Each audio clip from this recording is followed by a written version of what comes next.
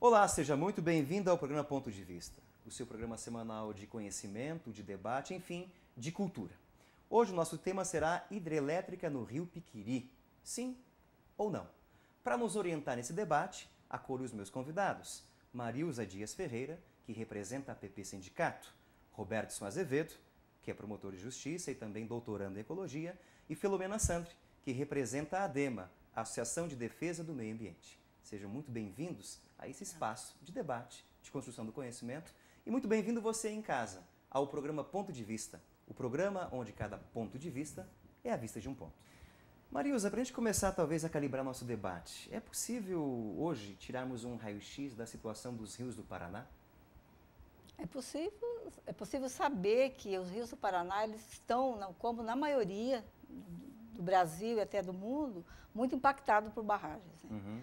Na nossa região, nós temos essa felicidade de ter ainda, na bacia do Piquiri, na bacia do Ivaí, rios ainda que correm livremente, sem barragens, assim como foram feitos na natureza, né, pela natureza. Então, só que nós agora estamos com as ameaças aí de interrupção dessa vida que existe na nossa região. Robertson, esse raio-x que a gente está tirando, que a Marilza apresentou para a gente, ele é desesperador ou não, na tua opinião? Se você for um peixe, e se for um peixe... E se depender do rio? Se você for um peixe que depende do fluxo de água, que é o que caracteriza um rio, é desesperador. O Paraná, o mapa do Paraná pode ser desenhado pelos rios que o compõem. E atualmente, se a gente começar de Curitiba, o rio Iguaçu nasce em Curitiba e vai dar em Foz do Iguaçu.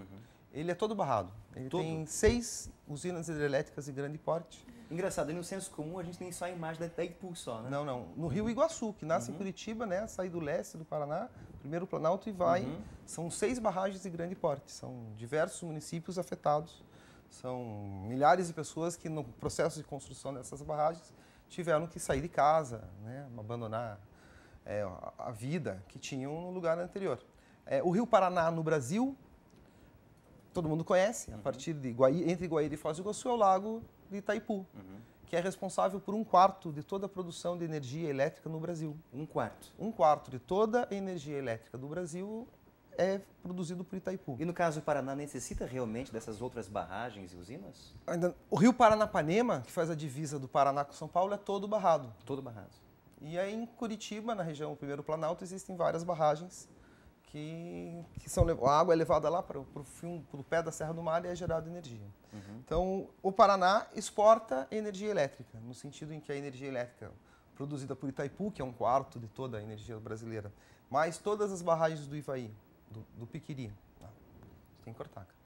Todas as barragens do Paranapanema, todas as barragens do Iguaçu, nesse momento está se enchendo o lago artificial de Mauá, no rio Tibagi. Inclusive, subjúdice, porque tem ação da Justiça Federal determinando, né, outra coisa que não o enchimento do lago. O Paraná exporta energia elétrica. E uma coisa a ser comentada talvez mais tarde é que a produção de energia elétrica não gera imposto de circulação de mercadoria e de serviços. O Paraná produz energia elétrica, mas não recebe por isso. E esse é um dos aspectos, né, econômicos que são discutidos na questão das barragens. Há uma perda de várias culturas agrícolas, econômicas, e não há compensação financeira pelo alagamento de terras e não gera ICMS. Isso é um dado que a população não tem notícia, a não ser quando há disponibilidade de espaço, né, como é o caso agora, para que as pessoas sejam informadas. Mas a energia elétrica, o ICMS é gerado no local do consumo e não no local da produção. O Paraná exporta energia e não recebe ICMS em troca. Filomena, você representa aqui a ADEMA, a Associação de Defesa do Meio Ambiente. Qual que é a ADEMA e a função dela nessa discussão da questão dos rios do Paraná, de modo específico do rio Piquiri? A ADEMA, já o próprio nome diz, né, em defesa do meio ambiente, e nós estamos participando assim ativamente dessa discussão, mesmo porque existem conhecimentos a respeito do assunto, a não ser que você tenha todo esse, vamos dizer, o cabedal de conhecimento, né, que você seja alguém expert.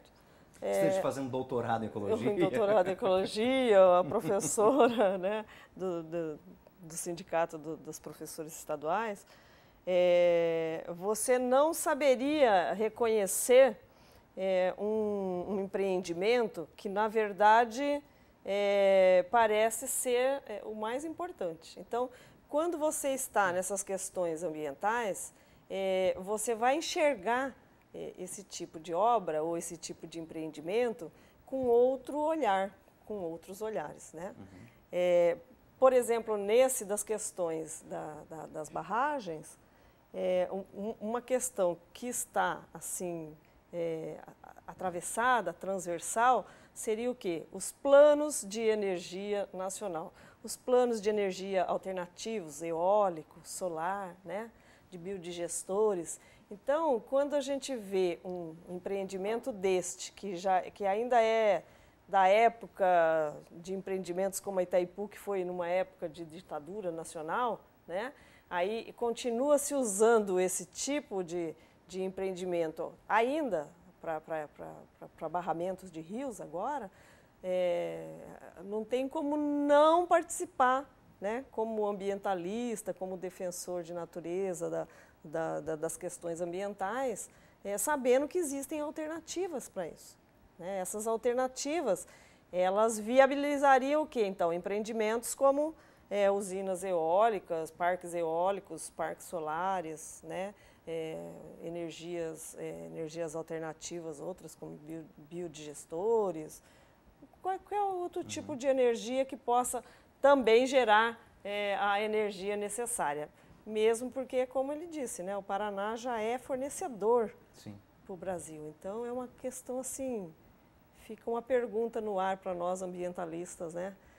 Seria realmente necessário tal barramento? Me dá a impressão que a mídia trabalha com informações, no momento, somente questão de Belo Monte. Mas no Paraná, atualmente, qual é a discussão? Tem perspectiva de criar mais barragens? O Paraná hoje está sofrendo o barramento do rio Tibagi. Do Tibagi. O rio Tibagi é um dos últimos rios de Planalto, ou seja, que tem queda d'água. Esse projeto de barramento do Tibagi, para você ter uma ideia, ele tem 23 ações civis públicas ou ações criminais decorrentes do procedimento. E ele está em andamento? Está sendo preenchido o lago agora. Nesse momento que nós estamos falando, o rio Tibagi está deixando de ser rio num trecho, com seco para baixo do barramento, em pleno processo de enchimento do lago, que é um dos momentos traumáticos, né, de quando um rio deixa de ser rio, que isso é um processo de milhões de anos de formação de um rio, para passar em algum trecho dele ser um lago artificial. Você tem uma ideia, enquanto eu trabalhei no Centro de Apoio das Promotorias de Proteção ao Meio Ambiente de Curitiba, eu ofereci a denúncia criminal contra o presidente do Instituto Ambiental do Paraná, que deu a licença de instalação da usina elétrica de Mauá, porque, segundo os documentos, né, coletados pelo Ministério Público, ele cometeu um crime previsto na Lei dos Crimes Ambientais que diz assim: conceder ao funcionário público licença ambiental em desacordo com a legislação protetiva do meio ambiente. Como é que desenrolou essa história?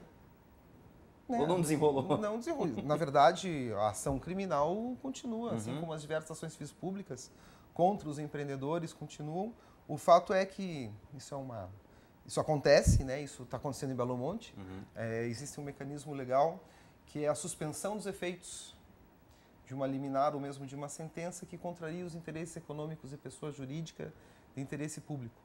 Então, a pedido de alguma pessoa jurídica de interesse público, a decisão de um juiz, como no caso de Mauá, existe uma decisão do juiz da 2ª Vara Federal de Londrina determinando a avaliação ambiental integrada da bacia do Tibagi, para que todo o rio seja avaliado, para que depois o licenciamento se dê como um todo e não como se for uma barragem fosse independente da que está em cima e que está abaixo. E existe, portanto, assim, isso tudo encarece o processo, tudo isso, né, demonstra a conflituosidade do aproveitamento hidrelétrico de um rio. Queria dizer também que, além da questão do ICMS não ser gerado no estado de produção, a transformação de um rio numa barragem, ela afeta não só o rio, mas tudo que está ao redor dele. O impacto é grandioso. O impacto é muito grande. No Brasil, 1.200.000 pessoas já foram retiradas das casas em que moravam por conta da construção das usinas elétricas. 200.000 pessoas em todo o Brasil. Grandioso, hein? O movimento sem terra, uma das origens do movimento sem terra, foram os trabalhadores que foram desalojados das áreas de posse e de cultivo ao longo do Rio Paraná quando da construção de Itaipu. Essa é uma das origens. No Paraná, teve gente que foi afetado pela construção da usina hidrelétrica de Itaipu e foi morar nas proximidades do Rio Iguaçu e foi afetado pela construção da usina de Salto Caxias. Então, pessoas que foram duas vezes. E a construção de uma usina hidrelétrica, ela tem que ser precedida da limpeza de toda a área a ser inundada. Isso inclui a limpeza das cidades submersas, dos cemitérios, dos jardins, dos que... Então, isso é feito, não? Isso tem que ser feito. Tem que ser feito. E isso é um trauma muito grande. Né? Eu era promotor em Guaíra e o Ministério Público do Estado do Paraná e o Ministério Público Federal em Umuarama entraram com medidas judiciais contra a construção da usina hidrelétrica de Porto Primavera, no Rio Paraná, em cima, lá em São Paulo, mas que afeta a parte aqui de baixo do remanescente do Rio Paraná. E no acompanhamento desse procedimento, um dos sofrimentos, né, das pessoas que tiveram que ser removidas de Porto 15, que é uma cidade que ficou submersa, é que a cidade não ficou submersa à medida que ela teve que ser demolida. E a demolição de uma casa, às vezes, enseja aquele, vou construir uma outra casa, melhor, mais bonita, sem goteira. Isso até o impacto não é tão negativo, mas as pessoas acompanharem o corte da mangueira atrás da casa que foi demolida, embaixo da sombra, porque tem da história qual ali. Toda uma família foi criada. Então, recentemente eu faço parte do grupo de acompanhamento da implementação da usina de Mauá, e a historiadora encarregada de fazer o contato com as famílias que tiveram que ser desalojadas pela construção do lago, perguntou aos desalojados, se o senhor pudesse levar alguma coisa consigo, o que você levaria? E todos responderam, eu levaria o rio. O rio? Eu levaria o rio comigo. E um falou, eu levaria o rio e as roseiras que eu plantei com meu pai.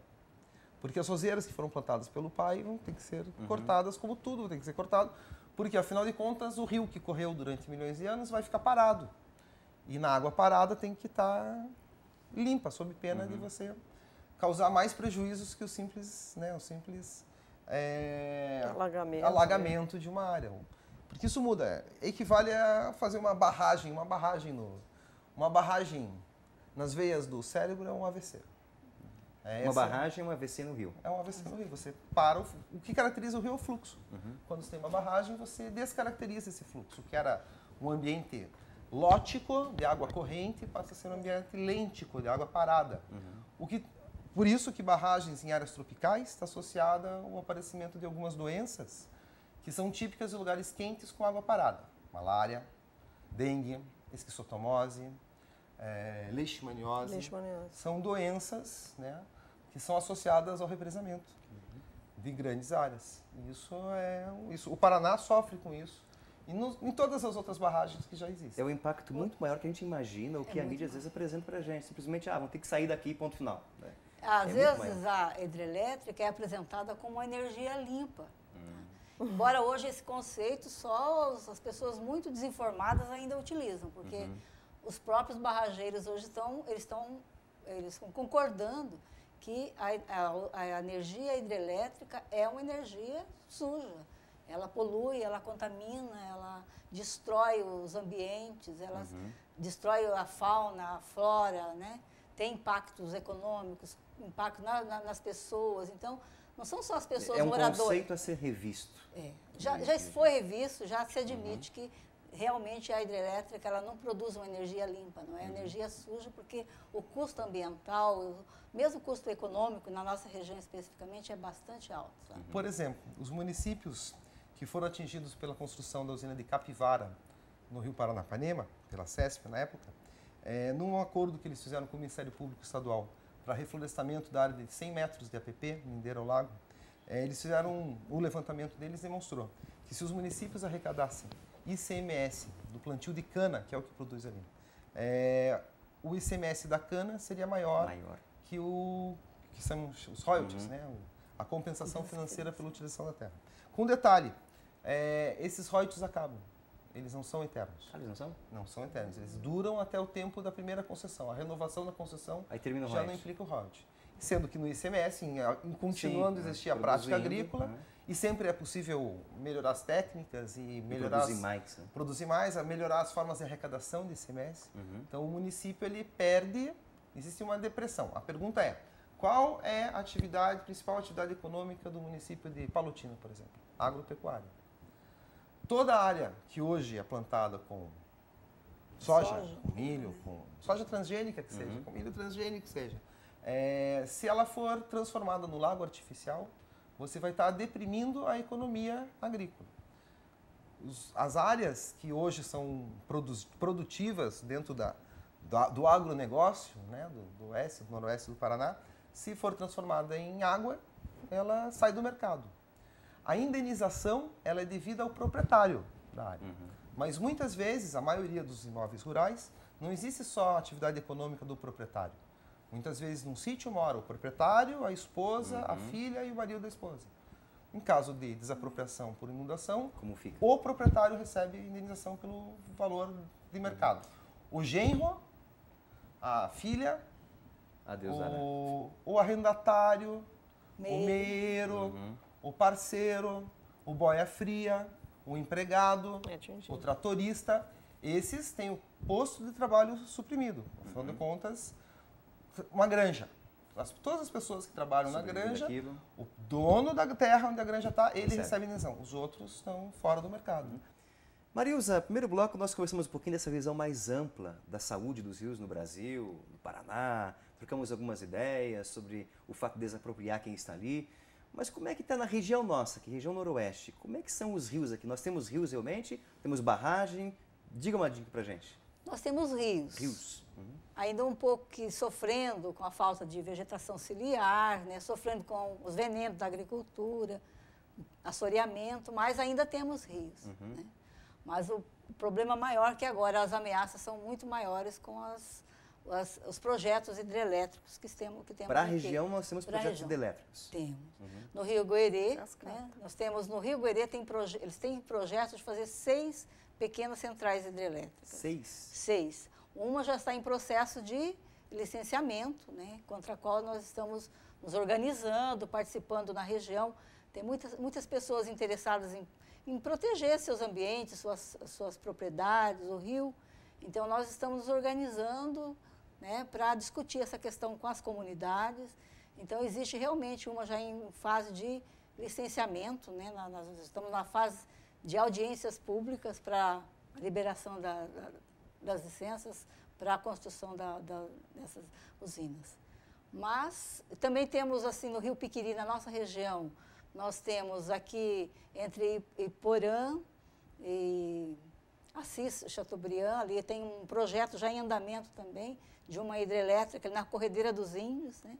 Que se fosse construída, ela afogaria o lago, destruiria a Corredeira dos Índios, que é um ponto turístico muito procurado, uma beleza natural muito linda. E também essas empresas, esse empreendimento, o lago é tão grande que afetaria 5, 7 municípios, depende dentro do empreendimento. E, assim, entre Alto Piquiri e Formosa do Oeste, também um outro projeto assim, que já está em fase de licenciamento, que é no apertado do Rio Piquiri, ali, né?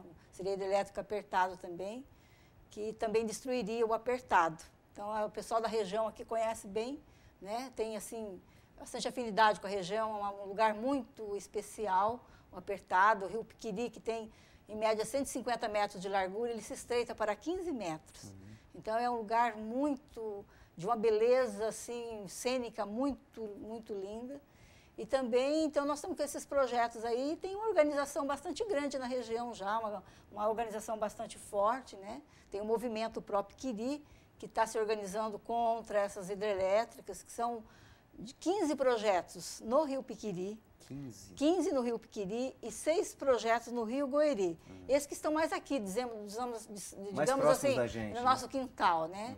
Então, são projetos assim que estão mexendo com a população. A gente tem que ter, então, espaços mesmo, a gente está conversando com a comunidade, estamos fazendo reuniões, as pessoas estão procurando, as pessoas dessas comunidades, desses municípios estão procurando o Ministério Público, procurando as pessoas que têm esse interesse por discutir também, porque a gente estamos bastante preocupados, né? Mas a organização está bastante forte, então tem alguns eventos. Nós também temos um grupo de trabalho que chama Amigo, que são os amigos do Goiorê, que está há muitos anos, já há 10 anos já, tem um grupo se organizando para defender o Rio Goiorê, porque nós temos na nossa região uns pontos turísticos muito bonitos nesses rios, né? Que nesses 3 casos, nesses 3 empreendimentos, o Apertado, no Rio Piquiri, que é um ponto turístico reconhecido, tem a Corredeira dos Índios, né, no Rio Piquiri, ali em Ercilândia, e o Salto Paiquerê, aqui entre Mariluz e Alto Piquiri. Então, assim, a ameaça chegou e as pessoas estão se organizando, as pessoas que gostam do rio, que têm um pouquinho mais de compreensão de que uma barragem vai provocar... Do impacto que ela promove, né? vai provocar uma destruição muito grande, que o rio vai se transformar em outra coisa que não é mais um rio, né? As pessoas que têm amor até pela própria natureza, porque esses empreendimentos, eles iriam alagar, se fosse construído, regiões de florestas, inclusive, né? Alguns remanescentes da floresta da Mata Atlântica, que nós temos na região, estão ameaçados por esses lagos, né? E aqui é uma região de proteção da floresta, Mata Atlântica. Também, esses empreendimentos, eles estão previstos, esses 3 especialmente que nós estamos falando, né, Apertados, Ercilândia e aqui no Rio Guerê, eles estão numa região que foi reconhecido pelo Ministério do Meio Ambiente como uma área prioritária para a conservação da biodiversidade brasileira. Então, assim, de prioridade de alto interesse. Então, eles estão projetando destruir um local que já está um pouco degradado, estão projetando destruir, então, um lugar que está elencado como uma região que deve ser restaurada, que deve ser conservada, porque ela é importante para a biodiversidade, inclusive sobre os peixes, as espécies que a gente tem ali. Doutor Roberto, uma dúvida aqui. Se a questão da sustentabilidade, cuidado com o meio ambiente é tão premente agora no século XXI, tivemos a Rio um tempo atrás, uma preocupação, por que o Brasil insiste tanto em investir em produção de energia hidrelétrica? Olha, na verdade, um dos itens que está sendo esclarecido à população nessa jornada que tem sido feita por vários interessados na preservação do rio Piquiri, no rio Ivaí, é uma doutrina que pelo movimentos atingidos por barragem, e que em Umuarama foi inclusive expressa pelo professor Célio Berman, que é um doutor do Instituto de Engenharia Eletrotécnica da USP, que veio no dia 31 de março desse ano, o 23 de março desse ano, um evento que a APP e o Ministério Público promoveram. Ele dá o conceito de exportação de energia. O Paraná exporta energia na medida em que a energia produzida nos rios do estado é exportada através das linhas de transmissão de energia elétrica para o sistema integrado.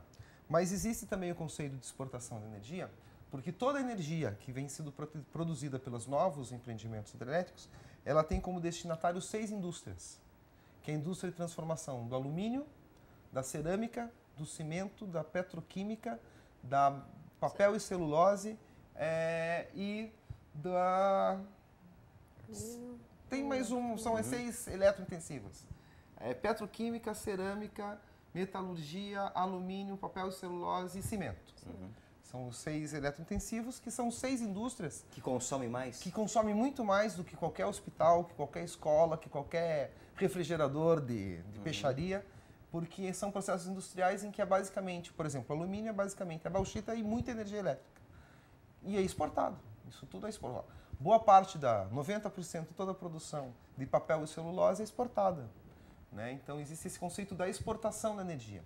Todos aqueles materiais que todo mundo usa, mas que precisa de muita energia, eles são produzidos no Brasil, que fica com a poluição do ar, com a poluição da água, com a necessidade de se demandar energia para ser exportado como commodity.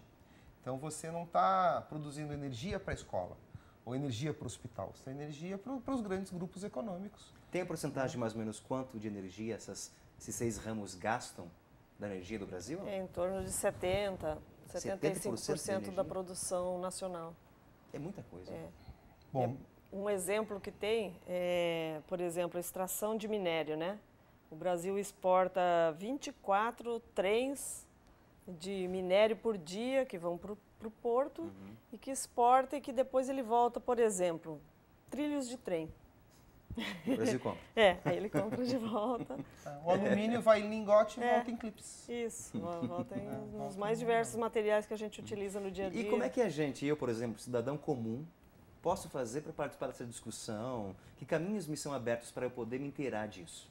Tem o site da ADEMA, tem o site do Rio Piquiri, Eu acho que é importante para que as pessoas saibam que os projetos não estão muito longe de serem aprovados. Estão longe? Muito longe. Estão Aliás, muito longe. Isso é importante falar. Se depender da qualidade dos estudos apresentados à comunidade, se depender do grau de obediência desses estudos à legislação ambiental, que é o que o Ministério Público tem feito, de verificar se todos os detalhes estão sendo aprovados, esses projetos são muito mais próximos de nunca serem desenvolvidos do que serem apresentados. Até mesmo porque eles geram prejuízo à comunidade. Eles geram um prejuízo econômico à região. Não é só a perda. Sobre o Rio Piquiri especificamente, e hoje eu acabei de trazer 2 artigos científicos, né, que eu estou tendo essa facilidade de transitar pela universidade, né, e pelos outros meios. Eu trouxe a um procurador da República de Umuarama 2 estudos científicos que falam da importância do Rio Piquiri para a preservação dos peixes migradores que ainda ocupam o remanescente do Rio Paraná no Brasil. O Umuarama é privilegiado porque o Umuarama conhece todo o processo de criação do Parque Nacional de Ilha Grande. Isso aconteceu aqui, né, nessa região.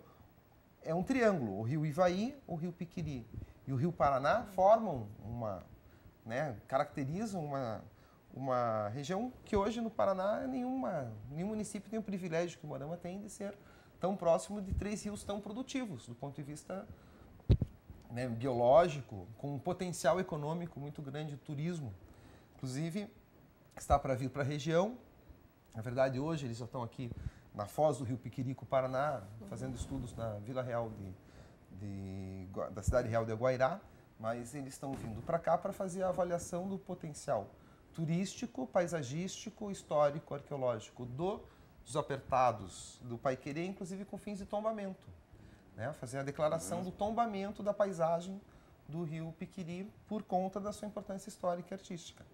Então, muitas pessoas tomam as barragens como um fato consumado. E, na verdade, o Ministério Público do Estado do Paraná tem uma experiência bastante grande em projetos que jamais foram feitos, porque não atenderam as exigências legais. O Ministério Público, ou mais que o Ministério Público, as próprias associações civis.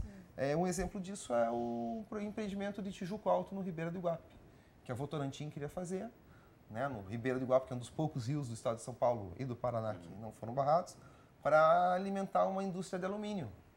E faz 20 anos que ele tenta fazer, inclusive escreveu já em jornais de São Paulo que se ele não conseguisse a licença, ele iria embora do país, e não foi até hoje. Não foi. Lembrar também que essa hidrelétrica do Goiôerê também já há 10 anos tem demanda, tinha interesse já de fazer há 10 anos. A usina hidrelétrica de Ilha Grande, que ficaria no lugar em que hoje é o Parque Nacional de Ilha Grande, é um outro exemplo de processo de projeto hidrelétrico em que a comunidade mobilizada com a razão da ciência, com a razão da economia, com a razão o processo econômico e energético é invertido. Primeiro, eles vêm, as empresas avaliam os locais que de interesse, né, financeiro e de obras, aprovam na ANEEL, né, a ANEEL aprova, a partir daí é que eles pedem os licenciamentos ambientais. Então, é um processo invertido, daí ele vem de cima para baixo. Por isso que enfrenta esses problemas a nível nacional, do Amazonas, de hidrelétricas maiores, né? Como a PCH, ele é todo invertido. Então, a diferença é que talvez nos projetos amazônicos os municípios não tenham condições técnicas e econômicas e políticas de estarem atentos a de colocar o seu interesse local, o que já é diferente dos municípios daqui, por exemplo, Francisco Alves e Porã, que tem questionado quais são, porque tem alguns impactos, além dos impactos que a gente falou, da concentração fundiária, da depressão econômica, porque áreas produtivas hoje passam a ser improdutivas, a mobilização de um grande número de trabalhadores em busca de serviço, e hoje tem uma falta de mão de obra, inclusive na região, que foi tratado em Mariluz, traz atração, grandes obras, e Porto Velho estamos vivendo esse problema hoje, assim como Altamira do Pará está vivendo esse problema hoje, Foz do Iguaçu já viveu esse problema no Paraná, é a atração de centenas, se não milhares de homens que vêm em busca de alguma oportunidade de emprego, e isso tem consequências muito sérias no serviço do Conselho Tutelar, da Secretaria de Saúde, da Secretaria de Questão de Segurança Pública, Exploração Sexual, DSTs. Então, tem todos os impactos que, às vezes, são ignorados No entanto, o papel do Ministério Público nessa discussão é fazer que essa discussão não seja o que os danos, os prejuízos causados pela exploração dos rios do Paraná têm que ser levados em consideração nessas propostas novas. Né? E a função do Ministério Público tem sido exatamente de trazer à baila para que as pessoas sejam informadas dos prejuízos decorrentes. Tem quem ganhe. Sim, há quem ganhe, mas não é o público, não é o Estado, não é o meio ambiente, não é a saúde pública, não são os interesses chamados coletivos, né? Os interesses públicos primários. Tem gente que ganha dinheiro, são pessoas até honestas. Sim. Mas eles ganham dinheiro mas com o bem o comum alheio, o bem comum. Fica à deriva. Gente, realmente no intervalo nós falamos que se tivéssemos 4 horas de programa seria pouco para discussão. O nosso tempo esgotou-se, mas agradeço imensamente a presença de vocês aqui, de trazer essa discussão que é seríssima, né? Deixando mais uma vez o recado para quem está em casa, site da ADEMA, só acessar lá no buscador que vai encontrar informações de como a gente poder também atuar. E vamos marcar um outro bate-papo nosso, para a gente trazer, como diz o professor, o doutor Robertson, né, à baila essa discussão que vocês trouxeram. Muito obrigado pela presença de vocês, estimo sucesso no trabalho de vocês. E obrigado a vocês em casa pela audiência. Até o próximo programa, um forte abraço. Tchau, tchau.